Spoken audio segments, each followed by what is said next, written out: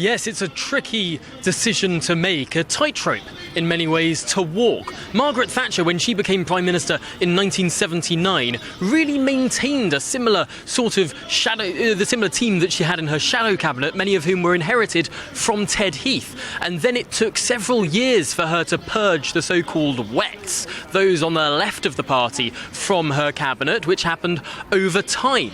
The question is whether a new Prime Minister wants to start looking more magnanimous, wants to start having that broad brush, broad church appeal of a cabinet, or if they want a team that basically is all on the same page, all agree, and therefore potentially could make decisions more quickly. With a large majority, it's easy to see how that might be more tempting. And certainly looking at the various reports and rumours that have been swirling around a Truss premiership, it does look like this will overwhelmingly be a cabinet of allies. Those names that have been floated around for the top jobs, the so-called great offices of state, the Treasury, the Home Department, and indeed the Foreign Office. All of these posts are rumoured to go to allies of Liz Truss. Not only allies in terms of friendships, but allies in terms of ideology as well. Kwasi Kwarteng,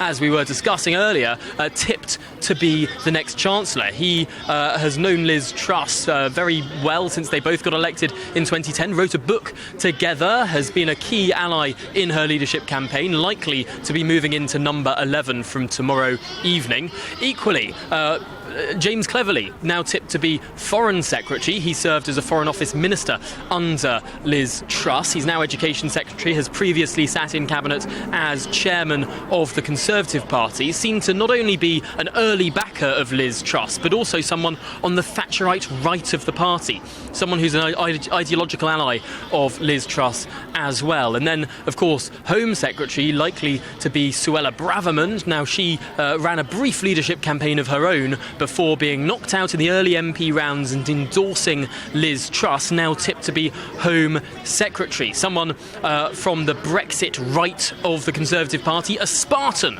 so-called, because she voted against all of the potential Brexit deals under Theresa May 3 times, but also someone who is economically to the right as well, believes in cutting taxes and all the rest of it. It looks like loyalty will be rewarded in Liz Truss's cabinet, but we don't have long to wait. The way that things are going is that Liz Truss will return from Balmoral to Downing Street tomorrow afternoon and begin those cabinet appointments pretty much straight away.